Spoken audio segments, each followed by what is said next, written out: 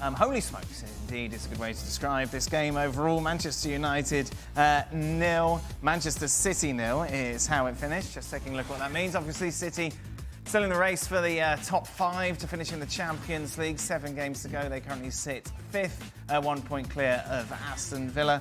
And meanwhile, at the bottom of the table, Manchester United. Well, it's goodbye to Southampton. Yeah, we'll talk about that in a moment. Well, the others are gone as well. Manchester United sits 13th.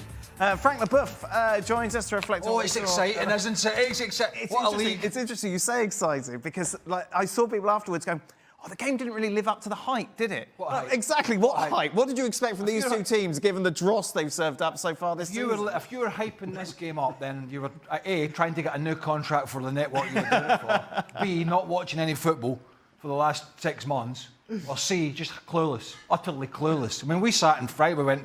We gave predictions, didn't we? We went 2-1, a draw, 0-0, 1-0, mate. Who cares? It was one of them. And I think we've seen how far, if you needed proof, and I don't think we did, but if you needed proof how far off the cliff Man City have fallen, it was today. Yeah. Because we know the story with Man United. We know the struggles.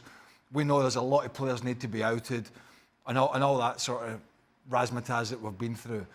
But my God, Manchester City, where's the energy and the drive and the fizz and the speed in their passing? And I tell you what, it was up this week that Kevin De Bruyne said, you know, enough's enough because it has been a brilliant decade for him. But boy, he's kind of the epitome of the struggles. Look at that 4 in the middle of the park. I mean, that whole 4 could go, or should go. Yes. If they're all past it. Yeah. If City want to be challenging for Premier League and Champions League, then that whole 4, well, they're not going to. If that 4 doesn't disappear. I didn't think we'd say this, a few months ago, but when I saw the teams come out, actually, Nunez did a decent job at right back. He's had his struggles, and Guardiola has certainly in a couple of games, when the Bournemouth game, and then going inside today to partner Diaz, he just looks so much more comfortable because he's a centre-half. But I honestly think, why is Bernardo Silva playing now? I mean, he's been a brilliant player. Absolutely brilliant. But what has he done in the last, I don't know, 3 months, 4 months, a season? Bernardo Silva, why is he playing? Phil Foden, I know he was injured. Why is he playing? We touched on it last week. I can't remember who was doing the commentary in our FA Cup game. It might have been Robbo at Bournemouth Man City, saying the exact same thing. Why is Foden playing? Why is he playing? Why is Savinho and Doku and one or two others not playing? And again, the team selection today, players that are out of form. Now, I get it. You might have to put Gundogan and Kovacic in there because they're more defensive-minded. But from an attacking perspective, Phil Foden, I mean... Do you know, at the same time... Great player, but not at the moment. At the same time, don't you think that it's regardless of who's playing, they're producing the same? Whether it's Grealish, or whether it's Doku, or whether it's Silva, or whoever it is, right now, whoever they play, they are producing the same stuff that's unwatchable. So having said that, Frank, surely it's down to Pep Guardiola.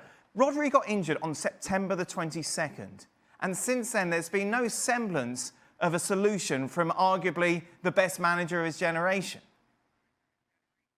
Yeah, I agree with you. And we wondered, if we could still name him as the best manager in the world. Because, you can see when the team struggles, if you're capable of healing your players and finding a solution to change that.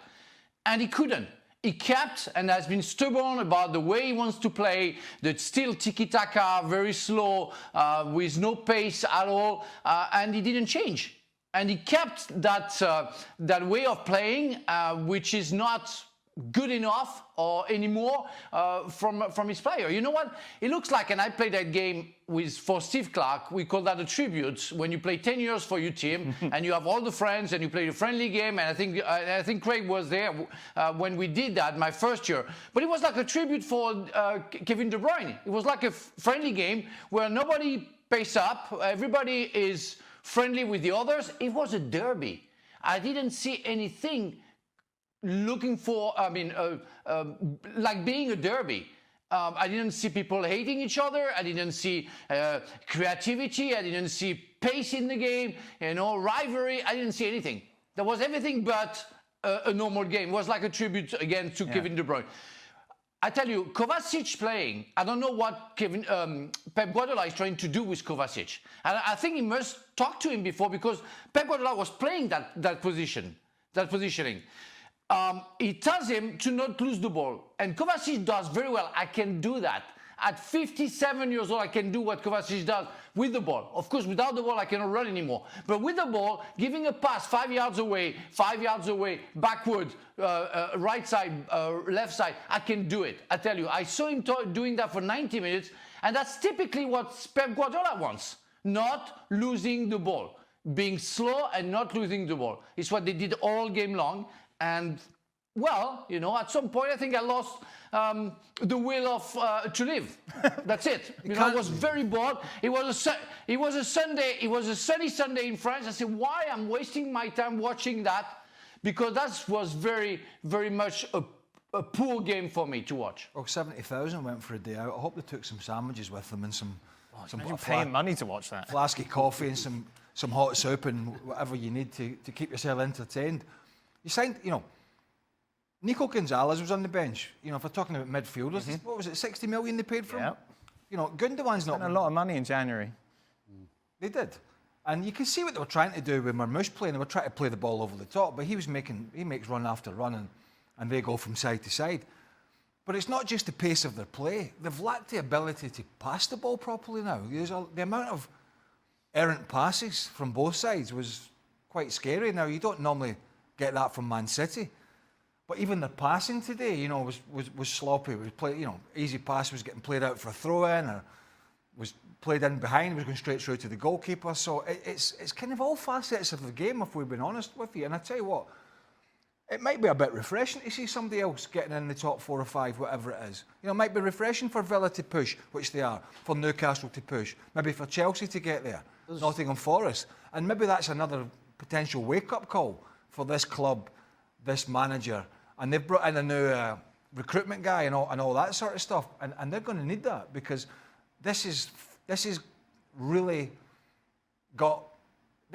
turned badly quickly. I think more than I've seen any top team. Are you surprised that he hasn't come up with a solution that has worked? Well, yeah, in a sense that he hasn't adjusted particularly well, and he's been irked by the questions. And last week we saw it when they came back. And 7 semi-finals in a row in the FA Cup. They were not very good in the first half at Bournemouth, and they were, in fairness to them, they were good in the second half. But he was very irked at the fact that he had to stand there and sort of justify how their performances are, and they're in the semi-final. And 7, amazing players. I mean, I get all that, but yeah, he hasn't adjusted particularly well to the most difficult scenario of his managerial career. And if we're being honest, he's been found a little bit wanting. The biggest problem he had to change, was the way they play. And he has shown he's not willing to do it. And his stubbornness not to do it could cost them being in the Champions League next year. It could, because he is continuing to play the exact same way that has been failing for at least half the season. So if that doesn't tell you where the problem is, then I don't know what else, because you just can't keep throwing a team out, ask them to do the same thing, go through the same thing, and nothing's happening, but you continue to do it. That has not got one of the greatest managers of your time written all over it. It's not. So is it a given that Rodri comes back in the summer, they make some big signings, Frank and everything's back to normal, they're back as title contenders as the team to beat? Or has Pep been found out a little more? Do teams have a little more nous when they're facing City these days? I have big doubts, but even if Rodri comes back and they do like 1 or 2 signings, that is going to change everything, because everybody seems to be having issues with Guardiola's tactic and everything. At the back, Ruben Dias is not the Ruben Dias that we have known. Of course, in the middle of the park, and especially today, none of the players were able to deal with the game that we are looking for. Again, the pace of the game and the change of pace. And at front, Marmoush was decent. I was to say that he tries hard, and he scored goals. I think it's a very good signing. So with him, Rodri and maybe one or two others, yeah, it can be better.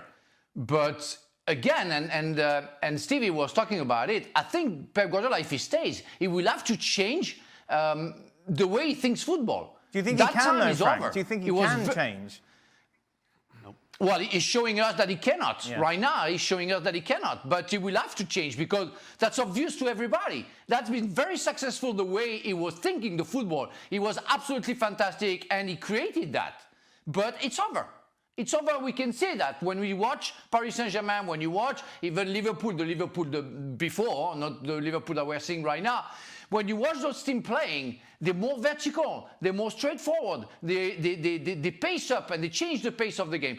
That's not what we are seeing. Keeping the ball for ages to create nothing, it's over. And that's where he has to change. But yeah, I'm not sure he's going to be able to. Do you remember when they lost, not all at once, Vincent Kompany, Fernandinho, David Silva, Sergio Aguero? I don't think any of us really sat here and went, that's them, they're finished. We kind of thought, well, they'll They've gone through cycles regurgitate, they'll and go they've out, the conveyor belt will come in, they'll Yes. sign good players. Yeah. Now that most of these players, a lot of them are at the end, De Bruyne is leaving, he's announced it, Gundogan can't do it like he wants to, neither can Silva. They need two full-backs. I think we're at the place now where we're saying, will they ever get back to this dominance? Because they managed to get rid of those players that I mentioned and continue to be dominant. Yeah. And continue to be where teams had to aim for. If you finished ahead in Man City, you were probably going to win the league. But I have grave doubts that they can go out and replace this current group of superstars who are flagging towards the end of their City career and pick up the baton and go again and be the dominant force in English football. I think that's a big ask this time around. We will not know until the first couple of games of next season. Having been through it, when I was at Liverpool, we had the odd season where come April, we were out of it, and then the questions were starting. Is the dynasty over? Is it over? Can they kick on again? And invariably, we did until that point in, 91?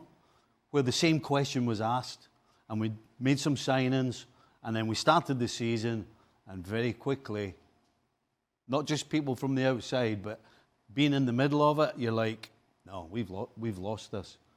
We've lost the feeling of stepping on the field, knowing you're going to win, and when that's coming from the inside, you absolutely know that everybody who's coming up against you knows you've lost it as well. And you can see that in the City team, absolutely. Yeah, 100%. Yep.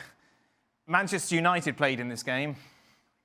Well, they were the better team. but it's interesting, they're just kind Yeah. of such a non-entity at the moment when it comes to, well, what do we discuss from United? There's nothing to discuss, is I there? guess I'm being positive, but at least there were little bits of play from them. I mean, I think there was one in the first half where There was one bit all of good. play. Well, because we never, we're always talking about in the big games. All they do is try and hit you on the break. Well, there was actually a couple of times where they passed the ball out from the back, all the way through the middle at pace, all the way forward, and Dogu ended up. He could have scored, but had a bad touch. And there was a couple of those in the course of the game. But that's being positive. So listen, if anybody could have won the game, it was going to be United, because City could still be playing, and there's no way they would have scored a goal. I'm fed up watching Man United. It's hard. Sorry, Frank, go on. Go on, Sorry, Frank. go on. Yeah, I think it's really hard for a team plays against Manchester City to try to press them, because they're very good at keeping the ball. Even if they don't do anything, at a certain point you get fed up running after the ball. So it's what Manchester United decided to do. They waited for them quite deep, but as soon as they got the ball, they tried to counter-attack and they tried to create something. So you cannot You cannot criticize Manchester United in that game where they did what they had to do. Yeah, they could have done a little bit better, but we know that they're not ready for that. But you cannot being too mean to them in a way that they've done what they're capable of doing. Being all together, defend deep, and try to counterattack. And it almost worked. But that was a decent game for me from Manchester United. That's where the bar's been set. That's how low it is for United. Yep. I mean, Casemiro's been able to do a job against this City side, and everybody was writing his obituary.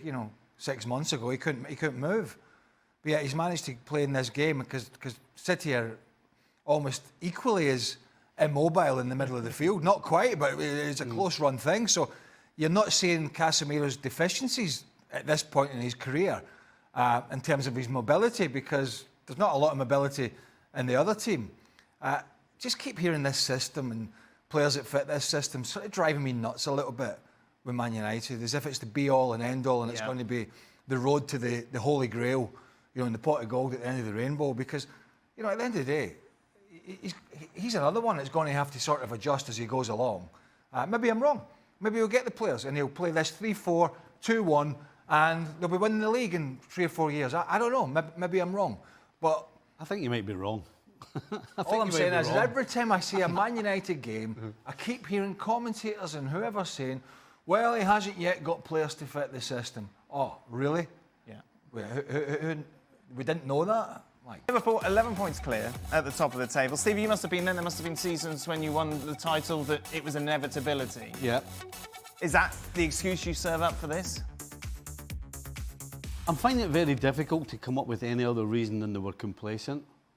But I can assure you, I never once, until we had actually won the league, and we did win it a couple of times early, nobody in the coaching staff gave us an inch. They were on us constantly until it was done. And so I'm a little concerned where to point the finger at, to be honest with you, because that was easily Liverpool's worst performance in a long, long time. I mean, that whole back four, and I'm giving Jones a pass here because you can, Jones played right back for Liverpool at Anfield last week.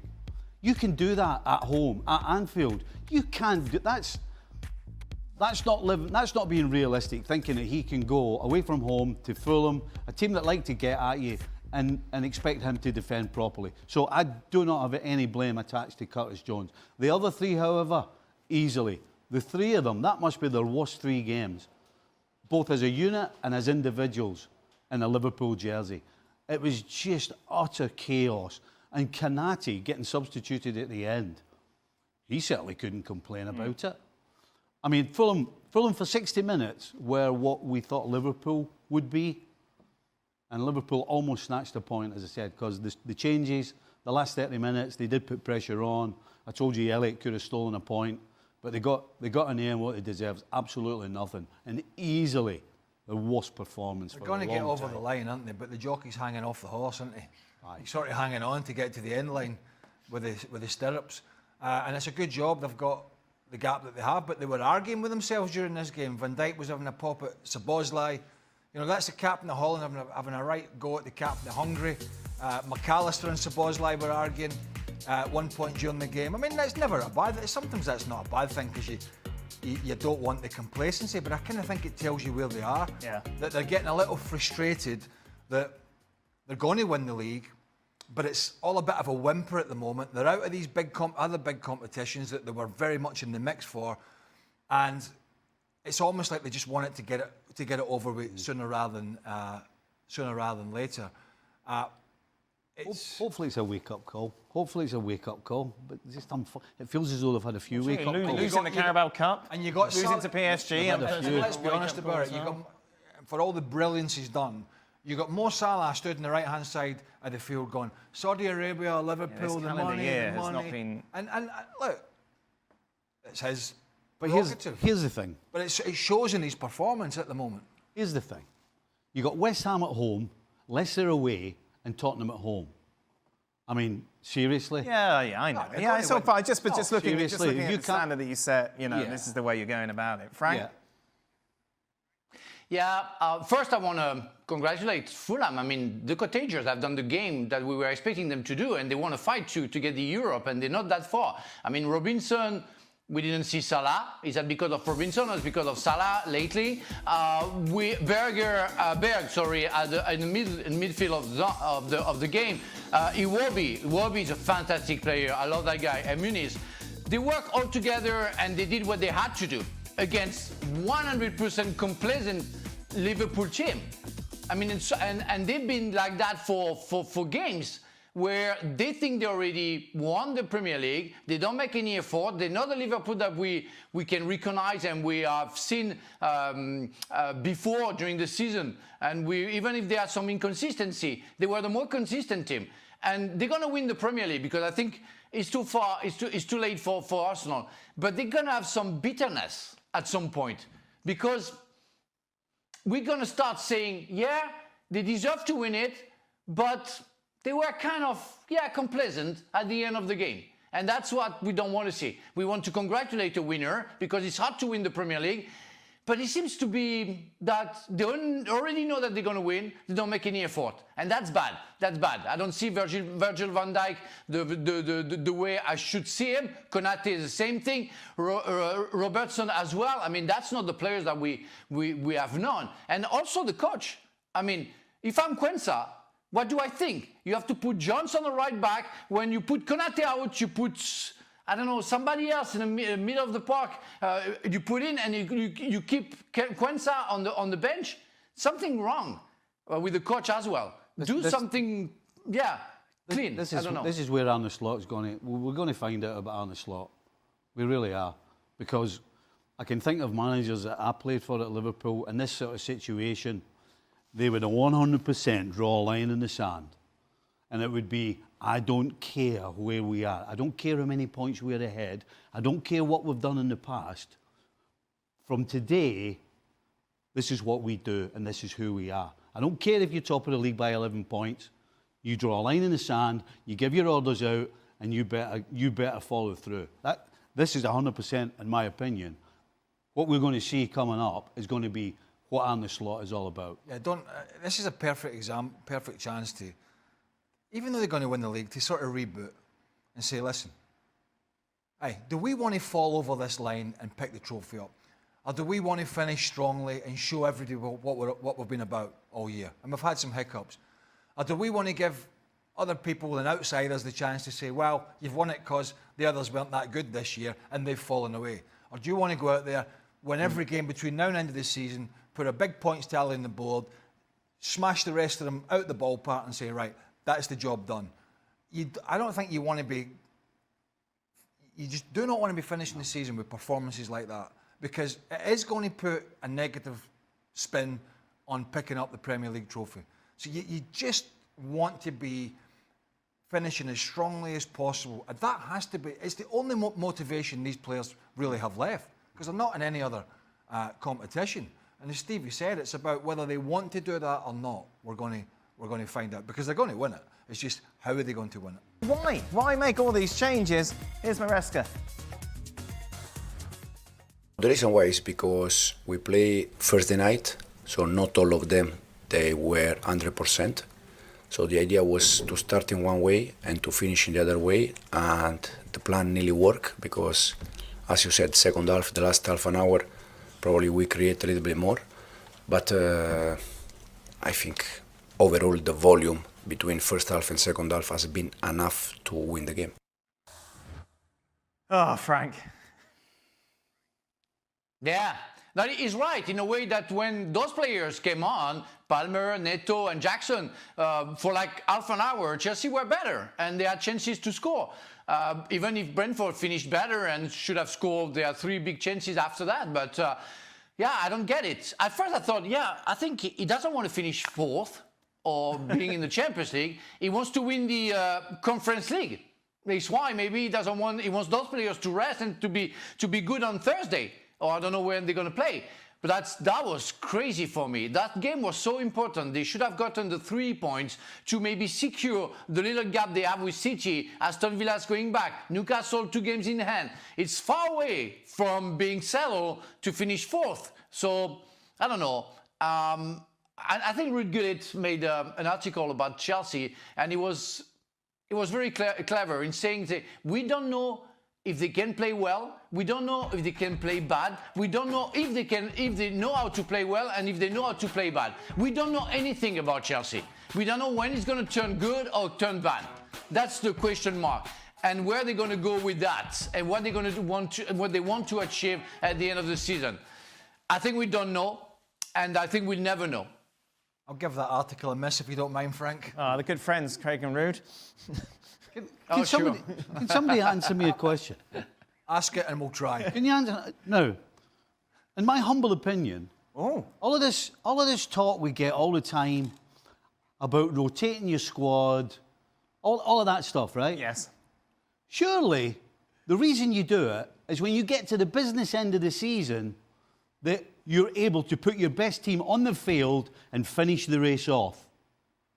Not still be doing what are you rotating for? Well, Thursday's a big game in the so they can go Conference running Cup. down the shore when they're off. I mean, it's complete and utter nonsense. That's the reason you rotate, so that when it comes to this time of the year, you get your team on the field every single game, and you go where you win the Conference League. You go and you try and get in the top four in the Premier League. Not sit there and talk about, oh, they're tired and what to rotate and they played here and they didn't play. I mean, come on, that's the whole point, isn't it? Do you know if a manager goes to the player and says, are you tired? The player said, no, I'm fine, I'm ready to go. But why is the priority the Conference Cup and not finishing in the Champions League? I'm tired of these managers. I honestly, I'm fatigued. Jaded. Maybe I should be rotated or maybe something a bit longer, I don't know. I'm tired of these managers just coming up with this all the time. And look, the players that he left out, some of them, they haven't exactly been lighting it up recently. No. Palmer and Jackson and one or two others. But it's certainly not Chelsea's strongest team in an away game in West London when they're pushing for the Champions League places. And, you know, it's just, again, I think we are in an amazing overthinking era of this game. Yeah. Heightened by the squad sizes and the ability to have so many players on the bench and such big squads and such deep squads, it just leads to this overthinking. Now, I know you need to rotate now and again, and every players do need a rest, and there's a lot of games. But it just seems to me that we discuss this. We could be discussing this in September.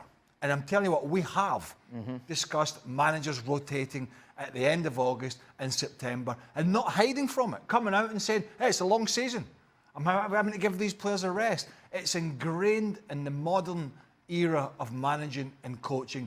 And in some sense, that then ingrains itself into the player's psyche. Oh, I'm rotated. He told me I need rotated. It's a big game. He must think I'm a bit tired. Subconsciously, you might start thinking, oh, I'm feeling a little bit tired here, when really you're not. Chelsea, I just don't see why you have to prioritise one or the other, Frank. The game's on Thursday, today's Sunday.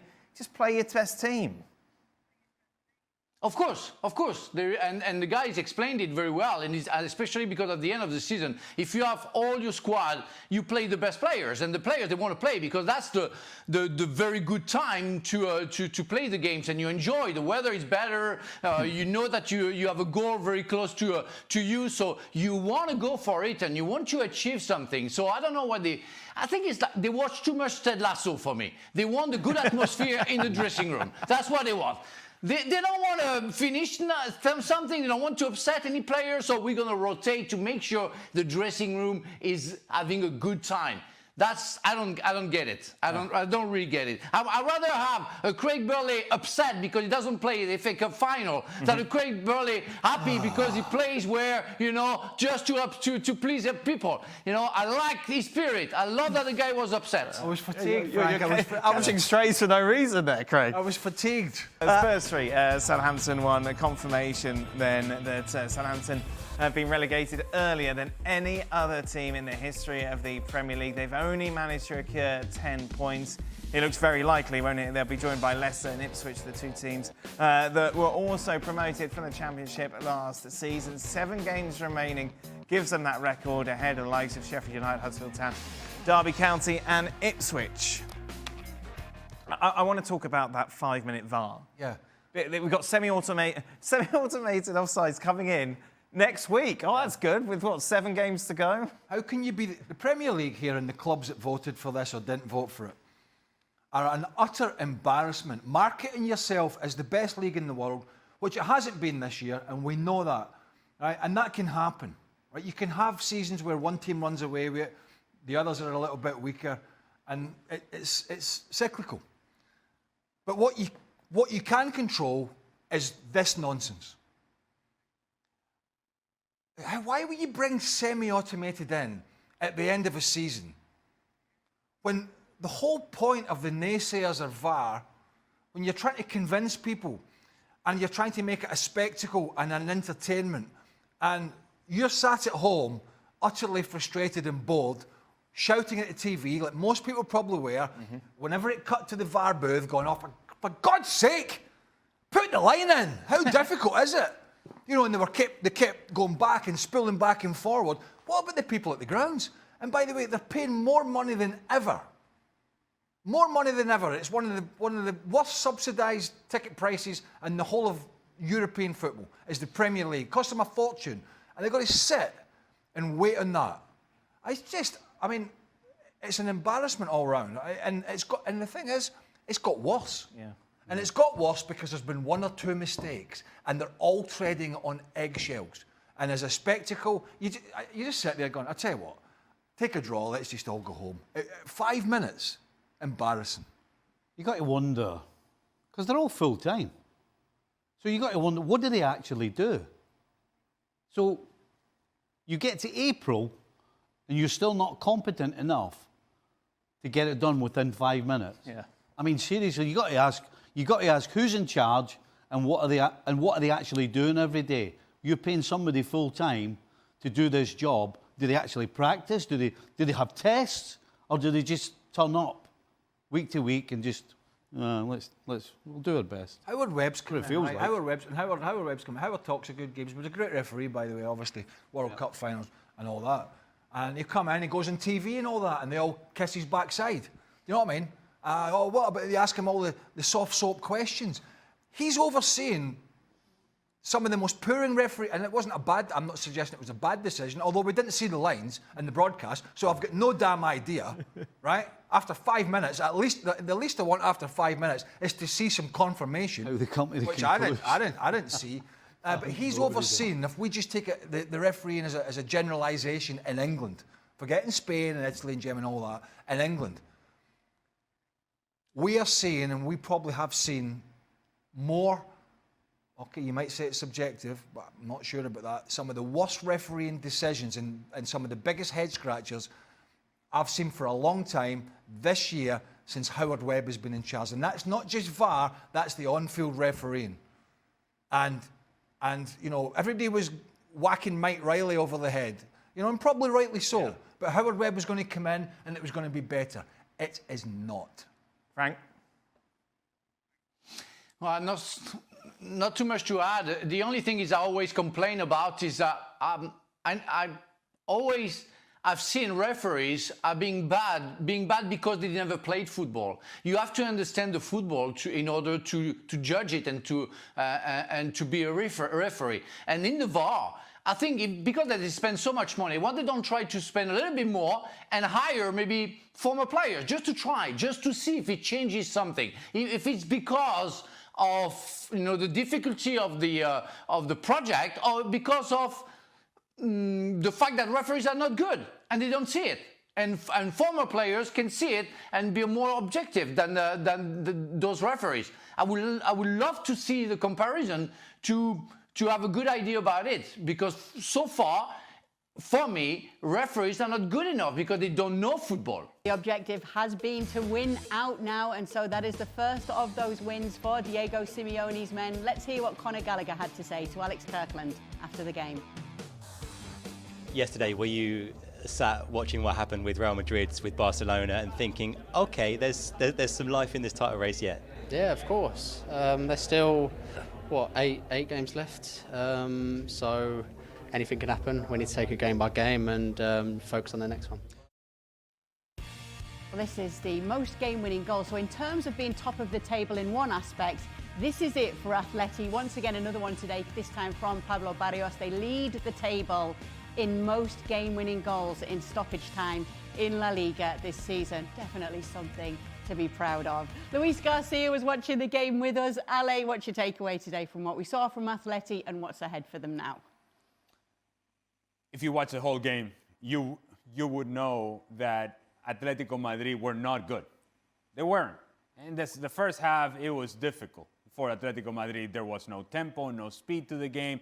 There wasn't this so-called reaction that we were supposed to see from Atletico Madrid. It was more like we have seen lately from them, in which there is no life to their game. But Sevilla, in the second half, they ran out of legs, they got nervous, they got conservative, they got protective, and then they dropped off. And when they dropped off, they allowed all the space and time for Atletico Madrid to start creating some things. There was a change of tempo in the way that Atletico Madrid played. They ran into a late goal by Pablo Barrios. They get the 3 points, and now you think, maybe we're still in this. This was a perfect weekend for Atletico Madrid in terms of the results. And yet, no chance they're back in the title race. If you're Diego Simeone, you're going to sell it as such. If you're Conor Gallagher, you're going to sell it as such as well. In Spanish and English, they'll tell you the same thing. They are not in this race. Real Madrid are barely hanging on to this race. And if Real Madrid are barely hanging on, Atletico Madrid has no chance of catching Barcelona. Luis? No, I agree with Ali. I think it's very difficult, but at least they got something to fight for, because it's really, really disappointing for the crowd, for the supporters and the club, and also for the players, how this Athletic Madrid was built in the beginning of the season and how they are right now. 8 games to play and being out of every single competition, thinking that they were on the race of the La Liga. They were one of the favorites, not big favorite, one of the favorites for the Champions League because of that rotation, because the depth on their squad, and being right now fighting against Sevilla, that it wasn't good today either, and trying to believe that they can manage to get closer to Barcelona and Real Madrid. So yes, a door open, trying to keep it open until the longest that you can, and see what happens game by game. See what the Barcelona is going to offer for La Liga, because they have to play in the Champions League. See what Real Madrid is going to offer, because there are 2 teams, not only Barcelona, there are 2 teams in front of you. But at least you keep that hope, and today's result, I think, is going to be a massive boost for this Atletico Madrid. Can they keep it? Can they contain? Can they maintain this momentum?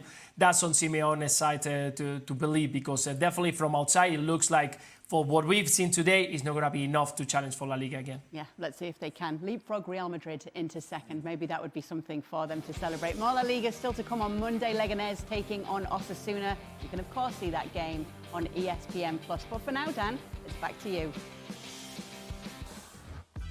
Thank you very much, guys. Obviously a big game as well for the race for the top 4. Athletic Club taking on Villarreal. That would finish goalless. Good result then for the Basque side, who are 6 points clear of Villarreal.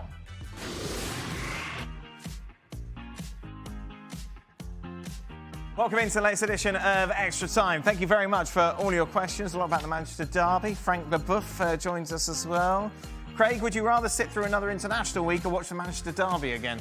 I'd watch the Manchester derby again. Oh, no, there were some good games. Oh, sorry, the last international week? Yeah. Oh, no, that was okay. Yeah.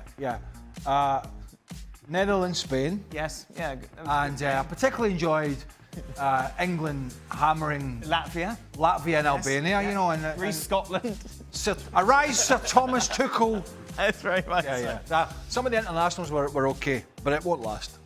Stevie, Liverpool's cruising to the title and there's no real relegation scrap. Does Dan have a point saying the Premier League season's been kind of meh and a bit of a letdown? Did you send that in?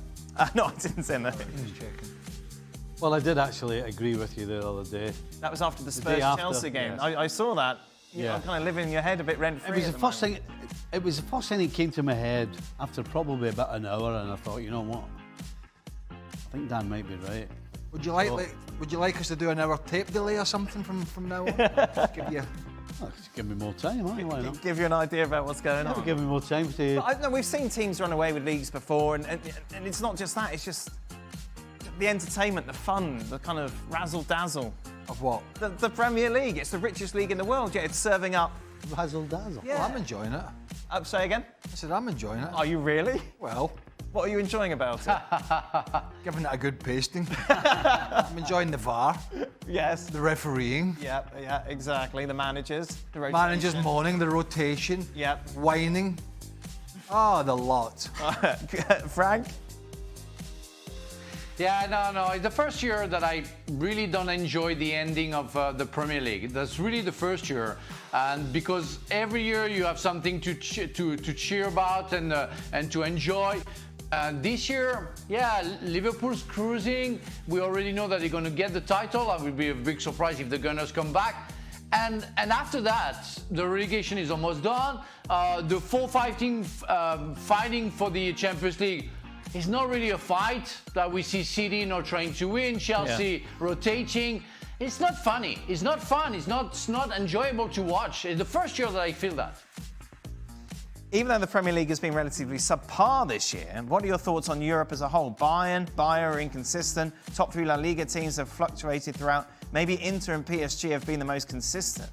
Well, that's not right, because PSG in the Champions League... Well, no, Frank, you think PSG kind of limped their way, didn't they, into the knockout stage of the Champions League? You think how they started that? I mean, there is nothing to complain about the PSG, and nobody was thinking that they might win the Champions League. We don't know, but according to what we saw against Liverpool, what we saw before, and the way they handle the season right now, it's a big change for PSG. And the first time we clearly enjoy watching them, and it's true that for me, Inter and PSG now are the favorites of winning the Champions League, but because they are the more consistent teams in Europe.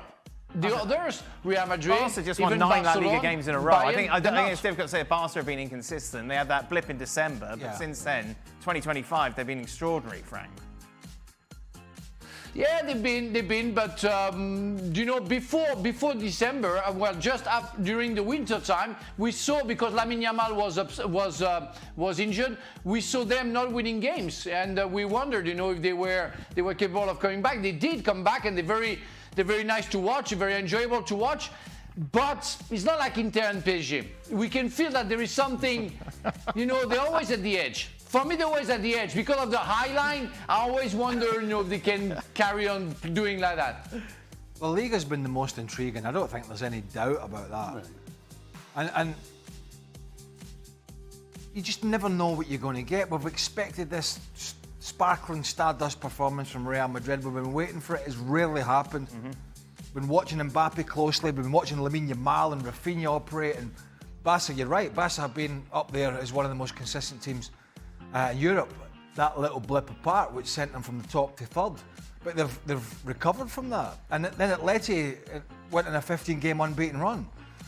So there's no doubt that's been the most intriguing. Not always for the right reasons, but it's definitely been the most intriguing. I suppose you could throw Italy in there in the sense that Inter and Napoli have been going head-to-head, and Atalanta were in there for a while. They've kind of dropped off a little bit.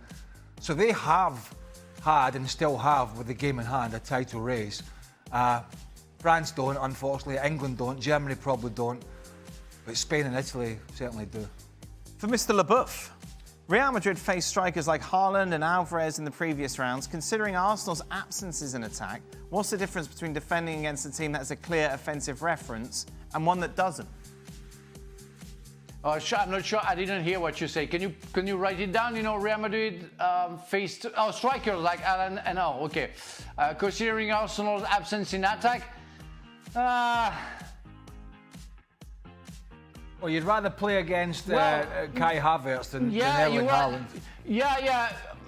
I mean, you know, it doesn't really mean anything. You know, I have no issue playing against Haaland if I know that Alan won't touch the ball. If you don't serve Alan, it's going to be hard for him to create on his own, you know, chances. I played against some strikers who were capable of doing on their own the threat that you were expecting them to do. But I think it can come from anybody else. Yes, you can consider that Arsenal have no strikers, but because they're very good in set pieces, and we know nowadays, like before when we are playing, it's like 65% or 70% of the goals are coming from set pieces.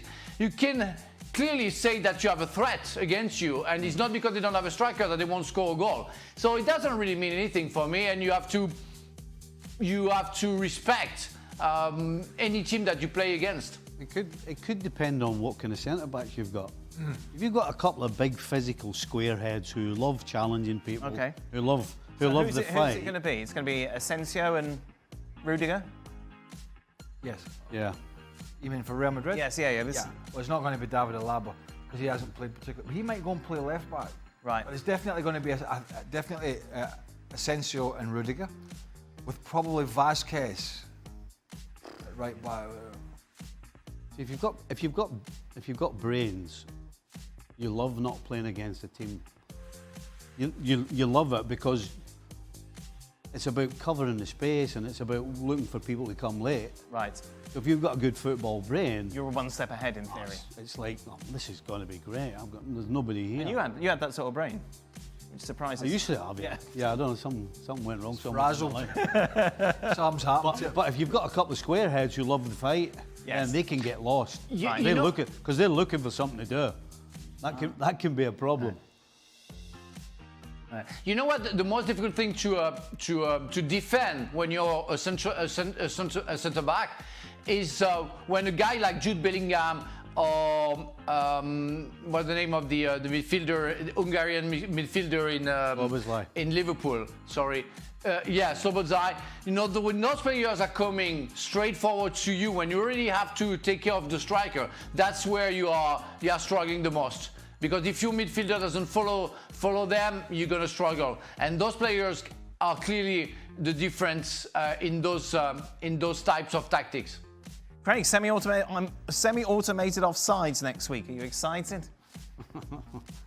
Why is it taking so long? It just seems ridiculous. What league? Don't get me started. What league brings it in with 6 or 7 games to go? I suppose none of the games matter. I don't know what they're thinking. Well, it's not just the league. I believe it's the clubs as well. They voted last couple of years not to have it because it was too accurate. Gordon Bennett. But at least it was quick. Yes, it won 5 minutes. Frank, you were confident that Chelsea were not title contenders despite their blistering start. Are you confident they will finish top 5 at least? No, I'm not confident. Especially when I see today the rotation system, not seeing the best players who are considered the best players on the field. I'm worried. I'm worried because I don't know where Chelsea can stand. They can finish in the first 4 or 5, but you have to respect other teams. And when I see Aston Villa coming back, when I see Newcastle with 2 games in hand, you cannot be sure about anything. Especially when you see Chelsea playing. And today they got a point away from home, but they could have lost that game. They could have won that game too, but they clearly not consistent enough to make a prediction about them. So for the title, I was sure that they weren't there for that. But I would say that they finish in the top 5. That would be something amazing because, you know, considering what we saw last season, seeing them in the top 5, that's a miracle.